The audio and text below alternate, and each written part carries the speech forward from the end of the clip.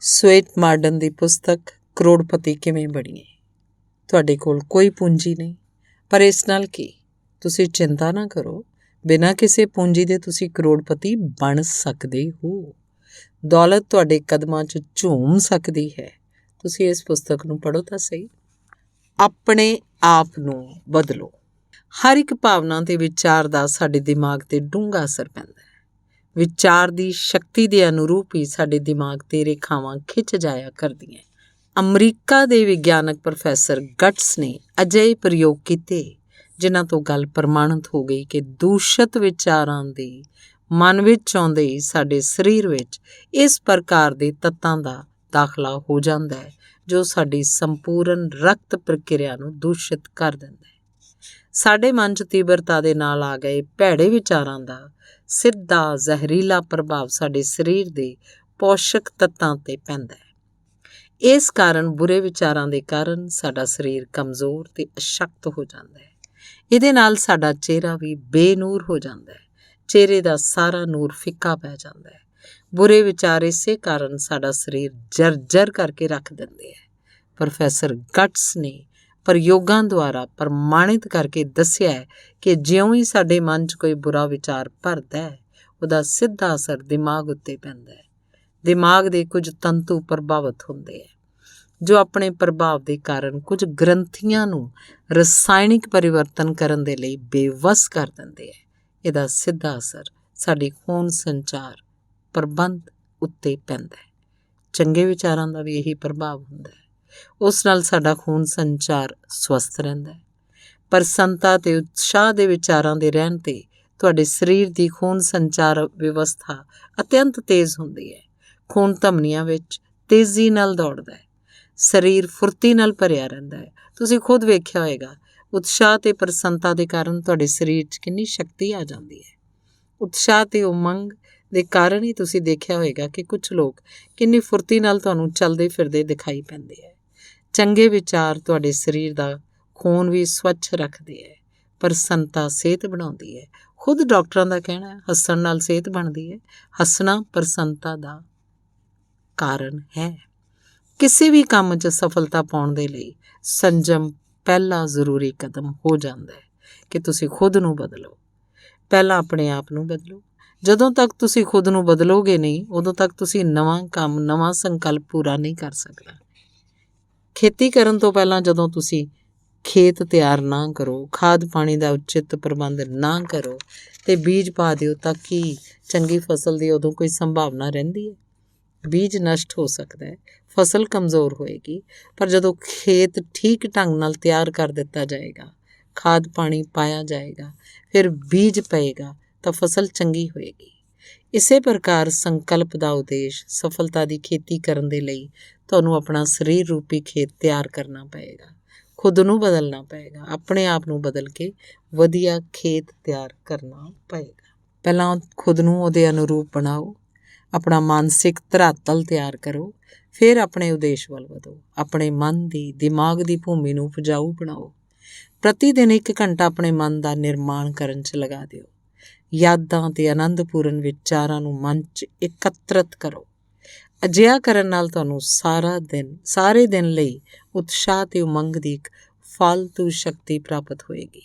ਇਸ ਪ੍ਰਕਾਰ ਤੁਸੀਂ ਆਪਣਾ ਕੰਮ ਬੰਦ ਕਰ ਸਕਦੇ ਹੋ। ਆਪਣਾ ਮਨ ਸ਼ੁੱਧ ਅਤੇ ਨਿਰਮਲ ਰੱਖੋ। ਈਰਖਾਪੂਰਨ ਭਾਵਨਾਵਾਂ ਜਾਂ ਕ੍ਰੋਧ ਨੂੰ ਜਗ੍ਹਾ ਨਾ ਪ੍ਰਾਪਤ ਕਰਨ ਦਿਓ। ਸਾਡੀਆਂ ਨਾੜੀ ਗ੍ਰੰਥੀਆਂ ਦੇ ਰਸਾਇਣਿਕ ਪਰਿਵਰਤਨ ਦੇ ਕਾਰਨ ਇੱਕ ਅਦਭੁਤ ਪ੍ਰਕਾਰ ਦਾ ਜ਼ਹਿਰ ਉਤਪੰਨ ਹੁੰਦਾ ਹੈ ਜੋ ਸਾਡੀ ਸਰੀਰਕ ਸਮਰੱਥਾ ਨੂੰ ਘਟਾਉਂਦਾ ਹੈ। ਜ਼ਿਆਦਾ ਮਿਹਨਤ ਕਰਨ 'ਤੇ ਤੁਸੀਂ ਥੱਕਦੇ ਕਿਉਂ? ਵਿਗਿਆਨ ਦਾ ਕਹਿਣਾ ਹੈ ਤੁਹਾਡੇ ਸਰੀਰ 'ਚ ਲੈਕਟਿਕ ਐਸਿਡ ਦੀ ਕਮੀ ਹੋ ਜਾਂਦੀ ਹੈ। ਇਸ ਕਾਰਨ ਤੁਸੀਂ ਥੱਕ ਜਾਂਦੇ ਹੋ। ਜਦ ਤੁਸੀਂ ਆਰਾਮ ਕਰਦੇ ਹੋ ਤਾਂ ਤੁਹਾਡੇ ਸਰੀਰ 'ਚ ਫਿਰ ਲੈਕਟਿਕ ਐਸਿਡ ਬਣ ਜਾਂਦਾ ਹੈ। ਫਿਰ ਦੁਬਾਰਾ ਤੁਹਾਡੇ 'ਚ ਕਾਰਜ ਸਮਰੱਥਾ ਆ ਜਾਂਦੀ ਹੈ। ਦਿਨ ਭਰ ਦੇ ਬਾਅਦ ਰਾਤ ਨੂੰ ਸੌਣਾ ਜ਼ਰੂਰੀ ਹੈ। ਸੌਂਦੇ ਸਮੇਂ ਤੁਹਾਡੇ ਸਰੀਰ ਦੀ ਰਸਾਇਣਿਕ ਪ੍ਰਕਿਰਿਆ ਦੇ ਅਨੁਸਾਰ ਇਹੀ ਐਸਿਡ ਬਣਦਾ ਹੈ। ਤੁਸੀਂ ਅਗਲੇ ਦਿਨ ਕੰਮ ਕਰਨ ਦੀ ਸਮਰੱਥਾ ਪਾਉਂਦੇ ਹੋ। ਇਸੇ ਪ੍ਰਕਾਰ ਤੁਹਾਡੇ ਮਨ 'ਚ ਉੱਠਣ ਵਾਲੇ ਸਭ ਪ੍ਰਕਾਰ ਦੇ ਵਿਚਾਰਾਂ ਦੀ ਪ੍ਰਕਿਰਿਆ ਹੁੰਦੀ ਹੈ। ਉਹਨਾਂ ਦਾ ਆਪਣੇ ਰੰਗ ਰੂਪ ਦੇ ਅਨੁਸਾਰ ਪ੍ਰਭਾਵ ਪੈਂਦਾ ਹੈ। ਤੁਸੀਂ ਦਿਨ ਪ੍ਰਤੀ ਦਿਨ ਕੁਝ ਸਮੇਂ ਲਈ ਆਪਣਾ ਮਨ ਇਕਾਗਰ ਕਰਕੇ ਇਸ ਗੱਲ ਦਾ ਚਿੰਤਨ ਕਰੋ ਕਿ ਤੁਸੀਂ ਕੀ ਕਰਨਾ ਹੈ। ਫਿਰ ਲਗਾਤਾਰ ਚਿੰਤਨ ਨਾਲ ਤੁਹਾਨੂੰ ਮਾਰਗ ਆਪਣੇ ਆਪ ਸੁੱਝ ਜਾਏਗਾ ਕਿ ਤੁਸੀਂ ਕੀ ਕਰਨਾ ਹੈ। ਲਗਾਤਾਰ ਅਭਿਆਸ ਕਰਕੇ ਤੁਸੀਂ ਆਪਣੇ ਜੀਵਨ 'ਚ ਕ੍ਰਾਂਤੀਕਾਰੀ ਪਰਿਵਰਤਨ ਲਿਆ ਸਕਦੇ ਹੋ। ਯਕੀਨ ਰੱਖੋ, ਤੁਹਾਡੇ 'ਚ ਇਸ ਪ੍ਰਕਾਰ ਦੀ ਸ਼ਕਤੀ ਹੈ। ਸਰਬ ਸ਼ਕਤੀਮਾਨ ਪਰਮ ਪਿਤਾ ਪਰਮੇਸ਼ਵਰ ਨੇ ਮਨੁੱਖ ਦੀ ਰਚਨਾ ਇਸ ਲਈ ਨਹੀਂ ਕੀਤੀ ਕਿ ਉਹ ਕਮਜ਼ੋਰ ਰਹੇ, ਆਪਣੀਆਂ ਭਾਵਨਾਵਾਂ ਦਾ ਗੁਲਾਮ ਹੋ ਕੇ ਰਹੇ। ਐਸੀਆਂ ਭਾਵਨਾਵਾਂ ਜੋ ਉਹਨੂੰ ਨੀਚੇ ਗਿਰਾਉਂਦੀਆਂ, ਸਭ ਉੱਤੇ ਕਾਬੂ ਰੱਖਣ ਦੇ ਲਈ ਈਸ਼ਵਰ ਨੇ ਸਾਡੇ ਅੰਦਰ ਹੈਰਾਨੀਜਨਕ ਸ਼ਕਤੀ ਦਿੱਤੀ ਹੈ। ਸਾਨੂੰ ਇਸ ਸ਼ਕਤੀ ਦਾ ਪ੍ਰਯੋਗ ਕਰਨਾ ਚਾਹੀਦਾ ਹੈ। ਜੇ ਅਸੀਂ ਇਹਦਾ ਪ੍ਰਯੋਗ ਨਹੀਂ ਕਰਦੇ ਤਾਂ ਫਿਰ ਇਸ ਵਿੱਚ ਦੋਸ਼ ਕਿਹਦਾ ਹੈ? ਹਰ ਇੱਕ ਵਿਅਕਤੀ ਦਾ ਆਪਣਾ ਇੱਕ ਗੁਣ ਹੁੰਦਾ ਹੈ, ਉਹਦੀਆਂ ਭਾਵਨਾਵਾਂ ਹੁੰਦੀਆਂ, ਉਹਦੇ ਅਨੁਸਾਰ ਉਹ ਕੰਮ ਕਰਦਾ ਹੈ। ਜੇ ਤੁਸੀਂ ਆਪਣੀਆਂ ਵੀ ਭਾਵਨਾਵਾਂ ਇਸੇ ਪ੍ਰਕਾਰ ਬਣਾ ਲਓਗੇ ਤਾਂ ਵੈਸੇ ਹੀ ਕੰਮ ਕਰੋਗੇ। ਮੰਨ ਲਓ ਇੱਕ ਕਮਰੇ 'ਚ ਕਈ ਮਨੁੱਖ ਬੈਠੇ ਹੈ, ਉਹਨਾਂ ਦੇ ਸਾਹ ਦੇ ਨਮੂਨੇ ਇਕੱਠੇ ਕਰ ਲਏ ਜਾਣ ਤਾਂ ਵਿਗਿਆਨਕ ਦੱਸ ਸਕਦੇ ਆ ਕਿ ਇਹਦੇ ਮਨ 'ਚ ਕ੍ਰੋਧ ਹੈ, ਈਰਖ ਹੈ, ਪ੍ਰਸੰਨਤਾ ਹੈ, ਭੈ। ਇਸ ਪ੍ਰਕਾਰ ਦਾ ਪਰੀਖਣ ਹੁਣ ਹੈ, ਵਿਗਿਆਨ ਦੁਆਰਾ ਸੰਭਵ ਹੈ। ਕ੍ਰੋਧ ਸਭ ਤੋਂ ਹਾਨੀਕਾਰਕ ਜ਼ਹਿਰ ਪੈਦਾ ਕਰਦਾ ਹੈ। ਕ੍ਰੋਧ ਨਾਲ ਭਰੀ ਮਾਂ ਜੇ ਬੱਚੇ ਨੂੰ ਦੁੱਧ ਪਿਲਾ ਦੇ ਤਾਂ ਬੱਚਾ ਬਿਮਾਰ ਪੈ ਜਾਂਦਾ ਹੈ। ਪ੍ਰਚੰਡ ਕ੍ਰੋਧ ਦੇ ਕਾਰਨ ਕਈ ਵਾਰ ਆਦਮੀ ਬੇਹੋਸ਼ ਹੋ ਜਾਂਦਾ ਹੈ, ਪੀਲੀਆ ਰੋਗ ਹੋ ਜਾਂਦਾ ਹੈ ਜਾਂ ਦਿਲ ਸੰਬੰਧੀ ਤਰ੍ਹਾਂ ਦੇ ਰੋਗ ਹੋ ਜਾਇਆ ਕਰਦੇ ਹੈ। ਸਾਰੀ ਖੂਨ ਸੰਚਾਰ ਵਿਵਸਥਾ ਗੜਬੜ ਹੋ ਜਾਂਦੀ ਹੈ। ਜਾਨਵਰਾਂ 'ਤੇ ਵੀ ਇਸ ਪ੍ਰਕਾਰ ਦੇ ਪਰੀਖਣ ਕਰਕੇ ਦੇਖੇ ਗਏ ਹਨ। ਇਸ ਲਈ ਆਪਣੀਆਂ ਭਾਵਨਾਵਾਂ ਤੁਸੀਂ ਸੁੰਦਰ ਬਣਾਓ। ਕਰੋੜਪਤੀ ਬਣਨ ਦੀ ਭਾਵਨਾ ਮਨ 'ਚ ਰੱਖ ਕੇ ਤੁਸੀਂ ਚਿੰਤਨ ਕਰੋ। ਹੌਲੀ ਹੌਲੀ ਆਪਣੇ ਆਪ ਨੂੰ ਬਦਲਦੇ ਚੱਲੋ ਤਾਂ ਨਿਸ਼ਚਿੰਤ ਹੀ ਤੁਸੀਂ ਇਸ ਗੱਲ ਨੂੰ ਇੱਕਦਮ ਸਹੀ ਪਾਓਗੇ ਕਿ ਤੁਹਾਡਾ ਜੀਵਨ ਬਦਲ ਰਿਹਾ ਹੈ। ਤੁਸੀਂ ਜਦੋਂ ਆਪਣੀ ਸੰਪੂਰਨ ਸ਼ਕਤੀ ਉਸ ਵੱਲ ਲਗਾ ਦਿਓਗੇ ਤਾਂ ਜ਼ਰੂਰ ਹੀ ਇਹਦਾ ਫਲ ਮਿਲੇਗਾ। ਜੋ ਮਨੁੱਖ ਆਪਣੇ ਮਾਨਸਿਕ ਰਾਜ ਨੂੰ ਆਪਣੇ ਸ਼ਾਸਨ ਦੇ ਵਸ ਵਿੱਚ ਰੱਖ ਸਕਦਾ ਹੈ, ਉਹ ਆਪਣੀ ਇੱਛਾ ਨਾਲ ਸਭ ਕੁਝ ਕਰ ਸਕਦਾ ਹੈ। ਜੋ ਆਪਣੇ ਵਿਚਾਰਾਂ, ਭਾਵਾਂ ਅਤੇ ਕੰਮਾਂ 'ਤੇ ਕੰਟਰੋਲ ਰੱਖ ਸਕਦਾ, ਉਹ ਸਹੀ ਮਾਇਨਿਆਂ 'ਚ ਮਨੁੱਖ ਹੈ। ਅਜਿਹਾ ਮਨੁੱਖ ਆਪਣੇ ਮਨ 'ਚ ਉਤਪੰਨ ਪ੍ਰਤੀਕਿਰਿਆ ਦਾ ਪ੍ਰਤੀਰੋਧ ਕਰਨ 'ਚ ਸਫਲ ਹੋ ਜਾਂਦਾ ਹੈ। ਉਹ ਤੁਰੰਤ ਬੁਰਾ ਵਿਚਾਰ ਉੱਠਦੇ ਹੀ ਆਪਣੇ ਮਨ 'ਚ ਨਵਾਂ ਵਿਚਾਰ ਲੈ ਆਉਂਦਾ ਹੈ। ਜਿਵੇਂ ਰਸਾਇਣ ਵਿਗਿਆਨੀ ਤੇਜ਼ਾਬ ਦੀ ਪ੍ਰਤੀਕਿਰਿਆ ਦੇ ਹੋਰ ਪ੍ਰਯੋਗ ਕਰਦਾ ਹੈ। ਅਨਾੜੀ ਆਦਮੀ ਸਰੀਰ 'ਤੇ ਤੇਜ਼ਾਬ ਗਿਰ ਪੈਣ 'ਤੇ ਸੰਭਵ ਹੈ ਪਾਣੀ ਪਾ ਕੇ ਆਪਣੀ ਹੋਰ ਖਰਾਬੀ ਕਰ ਲਏ, ਪਰ ਜੋ ਵਿਅਕਤੀ ਜਾਣਦਾ ਹੈ ਕਿ ਇਸ 'ਤੇ ਚਾਕ ਦਾ ਪ੍ਰਯੋਗ ਹੁੰਦਾ ਹੈ, ਉਹ ਆਪਣੀ ਰੱਖਿਆ ਕਰਕੇ ਤੇਜ਼ਾਬ ਦੇ ਪ੍ਰਯੋਗ ਨੂੰ ਅਸਫਲ ਬਣਾ ਦਿੰਦਾ ਹੈ। ਠੀਕ ਇਸੇ ਪ੍ਰਕਾਰ ਵਿਚਾਰਵਾਨ ਵਿਅਕਤੀ ਆਪਣੇ ਮਨ 'ਚ ਉਮੜ ਆਏ ਹਰ ਇੱਕ ਦੂਸ਼ਿਤ ਵਿਚਾਰ ਦਾ ਖਾਤਮਾ ਕਰ ਦਿੰਦਾ ਹੈ। ਜਦੋਂ ਉਹਨੂੰ ਇਸ ਗੱਲ ਦਾ ਗਿਆਨ ਹੁੰਦਾ ਹੈ ਕਿ ਨਿਰਾਸ਼ਾ ਦੇ ਵਿਚਾਰ ਨਾਲ ਉਹਦਾ ਸਰੀਰ ਹਾਰਾ, ਥੱਕਿਆ ਹੋ ਜਾਏਗਾ ਤਾਂ ਉਹ ਨਿਰਾਸ਼ਾ ਨੂੰ ਕੋਲ ਨਹੀਂ ਆਉਣ ਦੇਗਾ। ਫੌਰਨ ਨਿਰਾਸ਼ਾ ਨੂੰ ਹਟਾ ਕੇ ਆਪਣੇ ਮਨ 'ਚ ਉਲਾਸ ਭਰੇ ਵਿਚਾਰ ਲਿਆਉਣ ਦੀ ਕੋਸ਼ਿਸ਼ ਕਰੇਗਾ। ਜਾਣਕਾਰ ਵਿਅਕਤੀ ਆਪਣੇ ਮਨ 'ਚ ਉਮੜ ਆਏ ਹਰ ਇੱਕ ਦੂਸ਼ਿਤ ਵਿਚਾਰ ਦਾ ਖਾਤਮਾ ਕਰ ਦਿੰਦਾ ਹੈ। ਜਦੋਂ ਉਹਨੂੰ ਇਸ ਗੱਲ ਦਾ ਗਿਆਨ ਹੁੰਦਾ ਹੈ ਕਿ ਨਿਰਾਸ਼ਾ ਦੇ ਵਿਚਾਰ ਨਾਲ ਉਹਦਾ ਸਰੀਰ ਹਾਰਾ, ਥੱਕਿਆ ਹੋ ਜਾਏਗਾ ਤਾਂ ਉਹ ਨਿਰਾਸ਼ਾ ਨੂੰ ਕੋਲ ਨਹੀਂ ਆਉਣ ਦੇਗਾ। ਫੌਰਨ ਨਿਰਾਸ਼ਾ ਨੂੰ ਹਟਾ ਕੇ ਆਪਣੇ ਮਨ 'ਚ ਉਲਾਸ ਭਰੇ ਵਿਚਾਰ ਲਿਆਉਣ ਦੀ ਕੋਸ਼ਿਸ਼ ਕਰੇਗਾ। ਜਾਣਕਾਰ ਵਿਅਕਤੀ ਆਪਣੇ ਸਾਰੇ ਮਾਨਸਿਕ ਵਿਕਾਰਾਂ ਦਾ ਖੁਦ ਇਲਾਜ ਕਰ ਲੈਂਦਾ ਹੈ। ਉਹ ਆਪਣਾ ਇਲਾਜ ਆਪ ਕਰਦਾ ਹੈ। ਜਦੋਂ ਤੱਕ ਤੁਸੀਂ ਖੁਦ ਨੂੰ ਬਦਲੋਗੇ ਨਹੀਂ, ਆਪਣੇ 'ਚ ਪਰਿਵਰਤਨ ਨਹੀਂ ਲਿਆਓਗੇ, ਉਦੋਂ ਤੱਕ ਆਪਣੇ ਜੀਵਨ 'ਚ ਕੁਝ ਪਰਿਵਰਤਨ ਨਹੀਂ ਲਿਆ ਸਕਦੇ।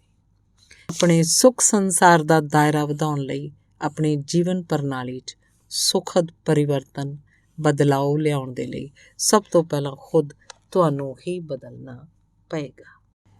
ਜਿਸ ਪ੍ਰਕਾਰ ਭੌਤਿਕ ਰਸਾਇਣ ਸ਼ਾਸਤਰ ਦਾ ਸਾਨੂੰ ਗਿਆਨ ਕਰਵਾਇਆ ਜਾਂਦਾ ਹੈ, ਉਸੇ ਪ੍ਰਕਾਰ ਸਾਨੂੰ ਮਾਨਸਿਕ ਰਸਾਇਣ ਸ਼ਾਸਤਰ ਦਾ ਗਿਆਨ ਹੋਣਾ ਚਾਹੀਦਾ ਹੈ।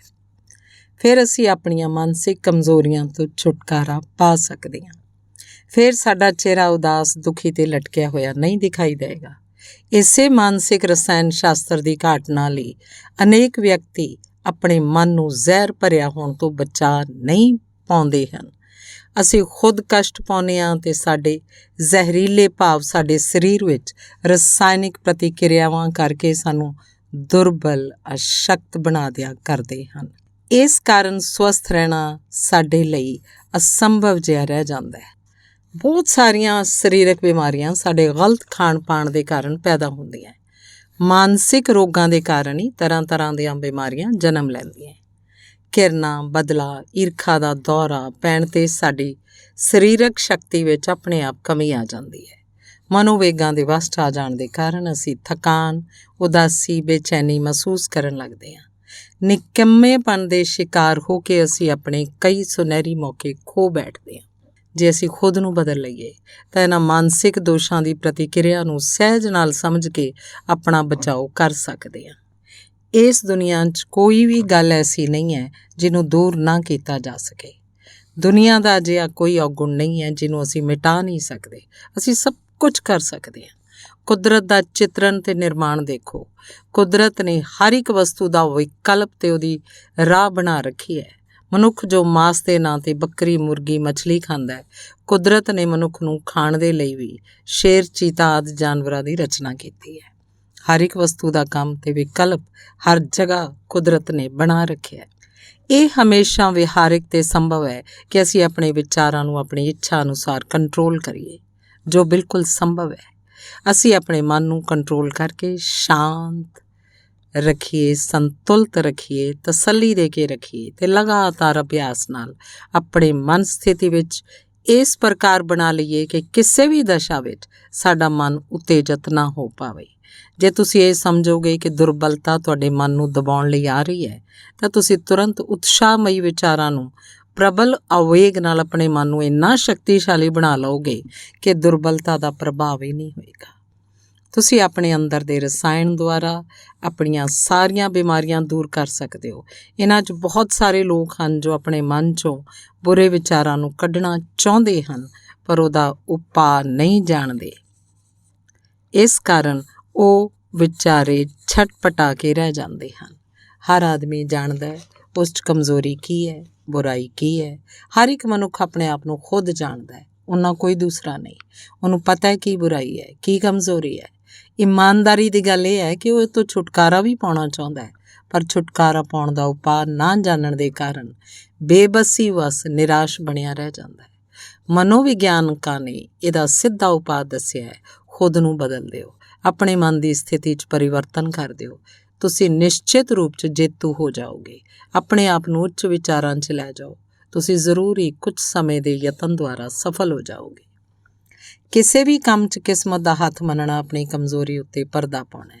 ਤੁਸੀਂ ਆਪਣੀ ਕਾਰਜ ਸਮਰੱਥਾ ਦੀ ਕਮਜ਼ੋਰੀ ਨੂੰ ਯਾਦ ਨਾ ਕਰਕੇ ਕਿਸਮਤ ਦੀ ਦੁਹਾਈ ਦੇਣ ਲੱਗਦੇ ਹੋ। ਕਿਸਮਤ ਨਿਰਬਲਾਂ ਦਾ ਬਹਾਨਾ ਹੈ। ਆਪਣਾ ਦੋਸ਼ ਨਾ ਮੰਨ ਕੇ ਪਰਮਾਤਮਾ ਤੇ ਉਹਨੂੰ ਮੜ ਦਿੰਦੇ ਹਨ। ਇਹ ਗੱਲ ਤਾਂ ਸੱਚ ਹੈ ਕਿ ਈਸ਼ਵਰ ਉੱਤੇ ਦੋਸ਼ ਲਗਾਉਣਾ ਤੇ ਇਸ ਪ੍ਰਕਾਰ ਅਸੀਂ ਇੱਕ ਬਹੁਤ ਵੱਡੇ ਪਾਪ ਦੇ ਭਾਗੀ ਬਣਦੇ ਹਾਂ। ਈਸ਼ਵਰ ਕਿਸੇ ਦਾ ਕੰਮ ਨਹੀਂ ਵਿਗਾੜਦਾ, ਉਹ ਸਭ ਦਾ ਸ਼ੁਭ ਚਾਹੁੰਦਾ ਹੈ, ਭਲਾ ਚਾਹੁੰਦਾ ਹੈ। ਉਹ ਤਾਂ ਕਦਮ ਕਦਮ 'ਤੇ ਤੁਹਾਡੀ ਰੱਖਿਆ ਕਰਦਾ ਹੈ। ਉਸ ਦਇਆਮਈ ਪ੍ਰਮਾਤਮਾ ਨੂੰ ਦੋਸ਼ ਦੇਣਾ ਮਹਾਂਪਾਪ ਹੈ। ਕਿਸਮਤ ਕਿਤੇ ਕੋਈ ਚੀਜ਼ ਨਹੀਂ ਹੈ। ਕਿਸਮਤ ਤੁਹਾਡੇ ਮਨ 'ਚ ਛਿਪੀ ਹੈ। ਕਿਸਮਤ ਤੁਹਾਤੋਂ ਬਾਹਰ ਨਹੀਂ ਹੈ। ਚਮਕਦਾ ਭਾਗ ਹਮੇਸ਼ਾ ਤੁਹਾਡਾ ਇੰਤਜ਼ਾਰ ਕਰਦਾ ਹੈ, ਪਰ ਤੁਸੀਂ ਉਹਨੂੰ ਪਕੜ ਨਹੀਂ ਪਾਉਂਦੇ ਹੋ। ਭਾਗ ਦਾ ਅੱਛਾ ਹੋਣਾ ਜਾਂ ਬੁਰਾ ਹੋਣਾ ਤੁਹਾਡੇ ਹੱਥ ਵਿੱਚ ਹੈ।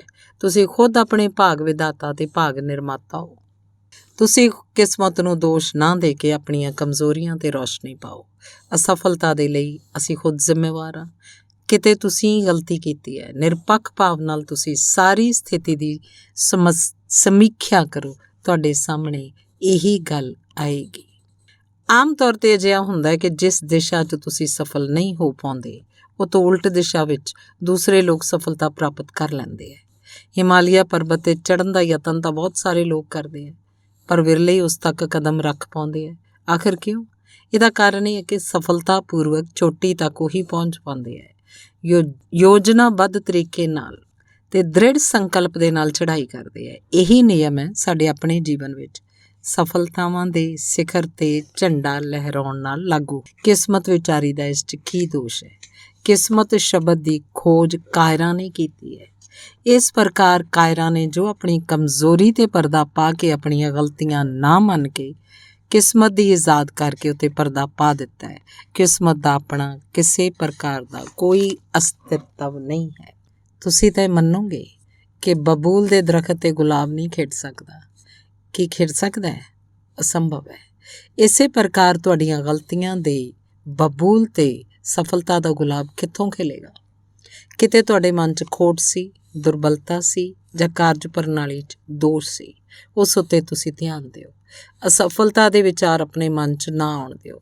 ਇਸ ਪ੍ਰਕਾਰ ਦੇ ਵਿਚਾਰ ਬਿਲਕੁਲ ਨਾ ਜੰਮਣ ਪਾਉਣ, ਉਹਨਾਂ ਦੀ ਪਰਛਾਈ ਨਾ ਪੈਣ ਦਿਓ। ਆਪਣਾ ਕੰਮ ਕਰਦੇ ਸਮੇਂ ਆਤਮ ਪ੍ਰੇਰਨਾ ਜ਼ਰੂਰ ਲਓ। ਆਤਮ ਪ੍ਰੇਰਨਾ ਹੁੰਦੀ ਹੈ ਆਤਮਾ ਤੋਂ ਪੁੱਛ ਕੇ ਤਾਂ ਦੇਖੋ, ਉਹ ਖੁਦ ਤੁਹਾਡਾ ਮਾਰਗ ਨਿਰਦੇਸ਼ਨ ਕਰੇਗੀ। ਕਿਸੇ ਦੀ ਸਲਾਹ ਲੈ ਕੇ ਜਾਂ ਅਨੁਕਰਨ ਕਰਨਾ ਤੁਹਾਡੇ ਲਈ ਹਾਨੀਕਾਰਕ ਹੈ। ਤੁਸੀਂ ਆਪਣਾ ਮਾਰਗ ਖੁਦ ਬਣਾਓ। ਕਿਸੇ ਦੀ ਨਕਲ ਕਰਨ ਜਾਂ ਸਲਾਹ ਲੈਣ ਨਾਲ ਤੁਸੀਂ ਜਦੋਂ ਉਲਝਣ 'ਚ ਪੈ ਜਾਓਗੇ ਤਾਂ ਉਸ ਸਮੇਂ ਨਿਰਣਾ ਨਹੀਂ ਕਰ ਪਾਓਗੇ ਕਿ ਤੁਹਾਨੂੰ ਕੀ ਕਰਨਾ ਹੈ। ਸਵੈ ਵਿਵੇਕ ਨਾਲ ਕੀਤਾ ਗਿਆ ਕੰਮ ਚੰਗਾ ਹੁੰਦਾ ਹੈ।